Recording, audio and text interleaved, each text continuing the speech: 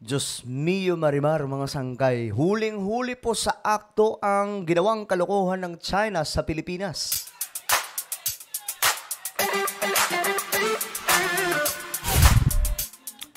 Hello, good day sa inyong lahat. Magandang oras po sa lahat ng ating mga kababayan, sa lahat po ng mga solid sangkay na narito ngayon nanunood sa ating channel. Eto, magandang pag-usapan po natin ito dahil dito bistado po ang kalokohan ng China. Wala po silang lusot dito, nakunan po ng video mga sangkay at ayun, kitang-kita po yung kanilang ginawa. Anyway, bago tayo mag-umpisa, paki-subscribe po muna yung ating YouTube channel. Ayan, sa baba ng video na to makikita nyo po yung subscribe button. Pindutin nyo lamang po yan, tapos i-click nyo yung bell at i-click nyo po yung all. 1.22 million subscribers sa po tayo dito, kaya naman i-subscribe nyo na ito kung hindi pa po kayo nakakapag-subscribe. Sa mga nanonood sa Facebook, siyempre, i-follow nyo po ang ating Facebook page. Ngayon, ito po mga sangkay, may lumabas po na video at ngayon usap-usapan po ito. Marami pong nabadtrip dito mga sangkay. Si Jinggoy Estrada hindi po napigilan ng kanyang sarili na magsalita ng hindi maganda laban po sa China. Ngayon, ito po, tingnan natin. Naglabas ng sariling video ang Armed Forces of the Philippines para patunayang ng agaw ng supply ang mga tauhan ng China Coast Guard sa Ayungin Shoal. Nang agaw sila ng supply. Ano yung patay gutom na itong China? Kasi wala namang ibang pong dinadala po doon na supply sa BRP, Sierra Madre, na barko mga sangkay. Yun yung nakasadsad po sa Ayungin. Wala pong ibang dinadala doon, kundi mga ano lang naman, mga supply na pagkain. So bakit po itong China ng agaw? Ano yung patay gutom na itong mga Chinese na ito? At ngayong huli po sila sa akto. Kahiya-hiya na naman sila sa mata ng buong mundo. Nilinaw rin ng AFP na bagamat armado ang mga sundalo ng BRP Sierra Madre, hindi nila tinutukan ng baril ang mga Chinese. So taliwas po sa sinasabi ng China kasi ang sinasabi ng China, mga sangkay na nanutok daw po sa kanila. Diyos mio. Nasa frontline ng balitang yan si Brian Castillo. Lako! Wala. Lapitan nyo kagad yung Para drop. Malapating pero sa dagat ang eksena nang makuhanan ng dalawang mas malaking rubber boat na yan ng China Coast Guard. Hinahabol ng mga ito ang dalawa ring mas maliit na rubber boat ng Pilipinas sa loob ng Ayungin Shoal noong May 19. Talagang patintero pala ito mga sangkay. Ayan po, yung nakasadsad na barko ng Pilipinas na nakasadsad po dyan mga sangkay. Hindi na po maalis yan. Diyan po nakaperme po yung mga kasundaluhan natin na nagbabantay sa Ayungin na pinasok na nga po ng China. Yun yung dahilan mga sangkay kung bakit bad trip itong China kasi nga mayroon tayong pinaka-headquarters dyan sa West Philippine Sea, sa may bandang Ayungin Shoal. Ang video mula sa nakasadsad na... Yan. Ito, makikita nyo mga sangkay, yung eroplanong naghagis po ng supply para po doon sa ating mga kasundaluhan. Mga pagkain po yan. Sa loob ng Ayungin Shoal noong May 19. O yan. Kuha ang video. Yan yung may bilog. Ayan yung may bilog. Naghagis ng pagkain. Mula sa nakasadsad na BRP Sierra Madre na pakay sana ng hinulog na supply sa dagat. Pero nang mamataan ito ng China, agad silang nag-deploy ng mga rubber boat para agawin ang supply ng mga Pinoy. Ayan na. Ito na nagumpisa ang habulan. Babagay lata. Ultik na. Babagayin. Hilahin nyo yung parachute. Hilahin, dalhin sa bangura.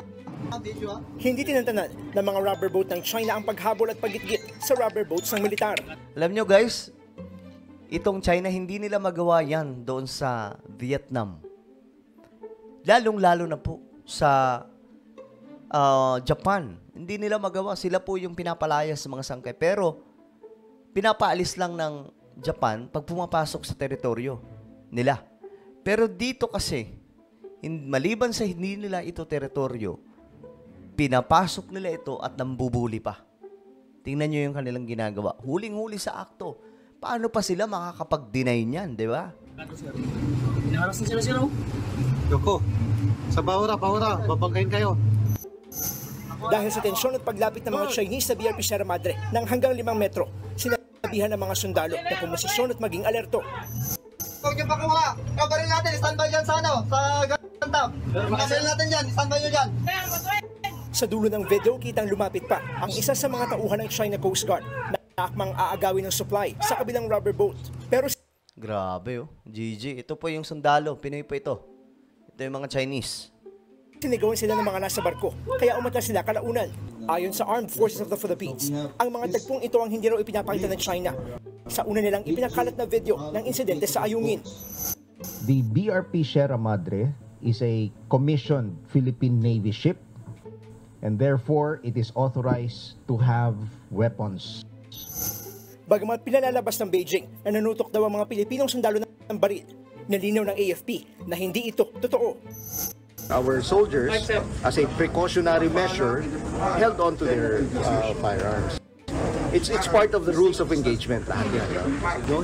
Hindi pwedeng hindi ka handa in case something happens. Ang nakakaano lang dito, nakakaalarma, what if nagkaroon po ng pagpapaputok doon, no? Posible kayang humantong sa digmaan, ang sinabi po ni BBM, isa sa magiging rason para magsimula itong digmaan na magkakaroon po ng bisa itong Mutual Defense Treaty ng Pilipinas at Amerika, once na mayroon pong pinatumba itong China na mga sundalo or kahit sibilyang Pinoy doon po sa Ayungin or sa West Philippine Sea, doon daw po magsisimula. So, act of war yun. Ngayon, mga sangkay, wala naman pong nangyaring ganun, pero kamuntikan nagkagit-gitan na mga sangkay. So, ipagdasal po talaga natin ang ating bansa na, kasi hindi rin po pwede na manahimik po tayo sa ginagawa ng China. Hindi po pwedeng ganun, guys. Mali po yun. Nakikita nyo na po na binubuli po yung mga kasundaluhan natin tapos mananahimik lang tayo. Papayagan lang natin, nagaganyan-ganyanin po tayo ng mga banyaga. Hindi po pwede yung ganun, mga sangkay. Madalas magbanggaan ang mga barko ng China at Philippine Coast Guard tuwing resupply mission sa Ayungin. Pero ngayong eroplano na ang gamit ng Pilipinas, hindi pa rin daw sila tinatantanan ng China. Wala na yung harassment na nangyayari sa dagat. No? Pero mas okay ito. Eroplano na yung ginagamit, no? Kasi, mas mabilis ang dito, mga sangkay. Pag lumipad, hagis ka agad. Wala na magawa yung Chinese doon. Mga Chinese. Di tulad sa barko, mga sangkay, na may mga gitgitan pong magaganap doon. Diba? Pero still, nakita nyo sa video, ganun pa rin Ganun pa rin. Ayaw tayong tantanan. Sumatotal, 3 lang sa 4 na batch ng rasyon ang nakuha ng mga sundalong Pinoy. Isa raw ang naagaw ng China Coast Guard at tinapon lang sa dagat nang makitang puro pagkain at gamot lang ang laman. Grabe talaga tong China. Grabe lang. Nakakagalit, di ba? Dahil sa nangyari, suportado ng AFP ang paghahain ng panibagong diplomatic protest laban sa China. Malinaw nilang isang provocation o pang-udyok ng gulo ang hindi makataong pang-aagaw ng supply. Kitang-kita sa video. Pahiya na naman po sila sa international. Ganun lamang po yun, mga sangkay. Dahil sa panibagong harassment ng China, pag-aaralan daw na ulit ng AFP ang estratehiya nila sa paghahatid ng supply sa mga sundalo. Pero kahit harapan ng nangaagaw ng rasyon ng China, wala pa rin daw balak pumalag sa ngayon ang AFP. Ang bilin po ng ating Pangulo ay huwag nating hayaan na mag-escalate yung situation. We are practicing maximum tolerance. Iba naman ang diskarte ng ilang militanteng Pero yung Japan, diba? Ang ginawa po nila, binomba po talaga nila ng water cannon yung China. Pero makikita din po talaga natin sa mga barko ng Japan na may palag. Pinalayas nila, nakaraan lang, last week po yun, sa may Senkaku Island. Isa pong lugar na mayroon pong protesta ang China laban sa Japan. Ngayon, napansin ng Japan na nagpapaikot-ikot na po simula pa po noong December itong mga barko ng China. So doon po na bad trip ang Japan. Ayun. Dinala po yung barko na may water cannon, pinalayas po yung mga Chinese doon. Kasama na po yung Coast Guard ng China na mayroon pong water cannon din. So ngayon, ano po ang inyong opinion tungkol po dito mga sangkay? Nabisto po ang kalokohan ng China? Ay nako, so i-comment nyo po sa ibaba ng inyong mga opinion. Meron po akong isang YouTube channel, Sangkay Janjan Daily. Hanapin nyo po ito sa YouTube. Then click the subscribe, click the bell, and click all. Okay? So ako na po ay magpapaalam. Mag-iingat pong lahat. God bless everyone.